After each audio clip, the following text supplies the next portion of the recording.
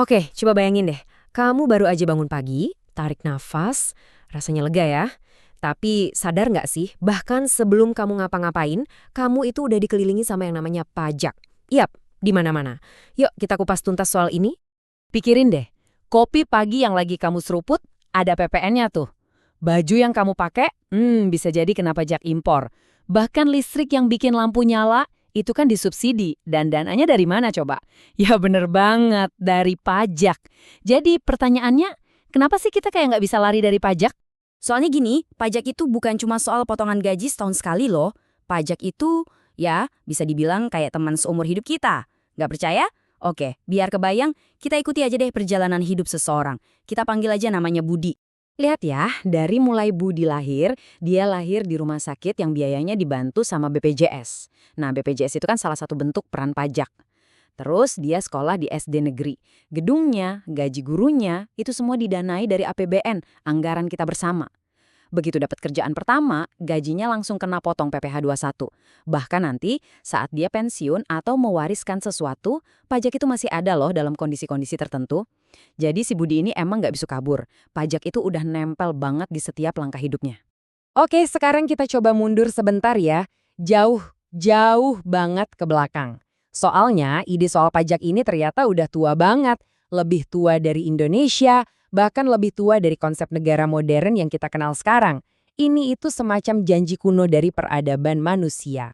Nah, ini yang seru nih. Lihat deh, di Mesir kuno, 3000 tahun sebelum Masehi, Firaun itu udah narik pajak dari rakyatnya dalam bentuk hasil panen. Terus di Romawi kuno, ada yang namanya tributum. Itu buat bayar tentara, perang, sama bangun jalan-jalan legendaris mereka. Beda lagi di Tiongkok kuno, pajaknya itu dalam bentuk kerja paksa buat negara. Bentuknya emang macam-macam, tapi intinya sama aja. Semua peradaban besar punya sistem ini. Dan inilah inti dari semuanya. Semua sistem kuno itu sebenarnya berdiri di atas satu ide yang simple banget.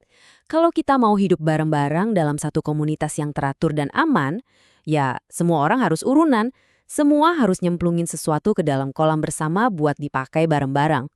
Nah, ide kolam bersama atau urunan ini berabad-abad kemudian dirumusin secara keren oleh seorang filsuf, Jean-Jacques Rousseau. Dia nyebutnya kontrak sosial. Anggap aja ini kayak perjanjian gak tertulis. Begitu kita milih buat hidup jadi bagian dari masyarakat, secara otomatis kita udah setuju sama kontrak ini. Biar lebih jelas, coba kita bandingin ya. Kalau kamu hidup sendirian di hutan, kamu bebas sebebas-bebasnya. Nggak ada aturan, nggak ada pajak. Tapi ya itu, nggak ada perlindungan juga, bahaya di mana-mana. Nah, kalau hidup di masyarakat, kita emang punya aturan dan kewajiban, termasuk bayar pajak. Tapi sebagai gantinya, kita dapat apa? Keamanan, ketertiban, bisa pakai fasilitas bareng-bareng. Jadi bisa dibilang, pajak itu tiket kita buat keluar dari hutan dan hidup beradab. Makanya kutipan dari Benjamin Franklin ini pas banget.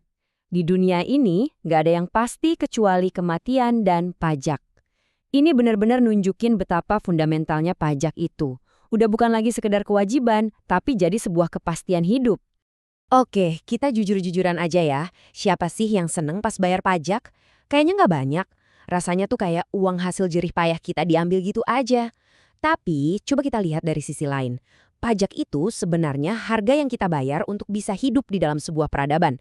Pasti banyak yang mikir, iya sih, tapi kan kita benci bayarnya, kenapa kita butuh-butuh banget? Pertanyaan ini wajar banget kok, soalnya kita ngerasa duit kita dipotong, tapi manfaatnya kadang nggak kelihatan langsung. Nah, ayo kita jawab pertanyaan ini. Coba kita main berandai-andai sebentar. Bayangin sebuah dunia tanpa pajak sama sekali. Nggak ada polisi atau tentara, karena siapa yang mau gaji mereka? Jalanan pada bolong, jembatan bisa ambruk karena nggak ada yang rawat. Rumah sakit dan sekolah negeri tutup semua. Nggak ada lagi jaring pengaman buat orang yang kurang mampu. Wah, tanpa pajak, pilar-pilar utama masyarakat kita bisa runtuh. Nah, disinilah letak poin pentingnya. Mungkin yang kita benci itu bukan konsep urunan atau kontribusinya. Tapi kita benci banget kalau uang hasil urunan itu disalahgunakan, dikorupsi, atau dikelola secara nggak efisien. Jadi yang harus kita lawan itu bukan kontribusinya, tapi korupsinya. Beda kan? Contohnya jelas banget nih, kita lihat Norwegia. Pajaknya emang tinggi, tapi hasilnya Pendidikan sampai universitas gratis, layanan kesehatan buat semua, dan mereka jadi salah satu negara paling bahagia di dunia. Sekarang bandingkan sama Haiti yang pajaknya rendah, infrastrukturnya hancur, kemiskinan merajalela. Tentu ini nggak sesederhana itu, banyak faktor lain, tapi ini kasih gambaran jelas. Pajak yang dikelola dengan benar bisa jadi pondasi kemakmuran. Oke, setelah kita tahu semua ini, terus gimana? Apa peran kita? Nah, kita nggak harus cuma jadi pembayar pasif yang terima-terima aja loh. Kita bisa dan seharusnya jadi warga negara yang aktif. Terus, apa yang bisa kita lakuin? Ada 3 hal simpel. 1, pahami aturan mainnya. Ngerti hak dan kewajiban pajak kita biar nggak salah bayar atau bayar kelebihan. 2, pakai fasilitasnya. BPJS, KIP, jalan raya, itu semua kan dibiayai dari uang kita juga. Itu hak kita, jadi manfaatkan. Dan yang ketiga, ini yang paling penting, jangan apatis. Jadilah warga yang kritis. Tanya, uang pajak kita dipakai buat apa aja? Dukung lembaga yang tugasnya ngawasin anggaran negara. Jadi, pada akhirnya kesimpulannya simpel banget. Hidup bareng-bareng itu ada ongkosnya, nggak ada yang gratis. Dan pajak itu cuma nama yang kita kasih buat ongkos tersebut. Jadi masalahnya bukan soal ada atau nggak adanya ongkos, tapi gimana cara ongkos itu dikelola. Jadi, saya mau tinggalin satu pertanyaan buat kita renungkan bersama. Pertanyaan utamanya sekarang udah bukan lagi, kenapa harus ada pajak?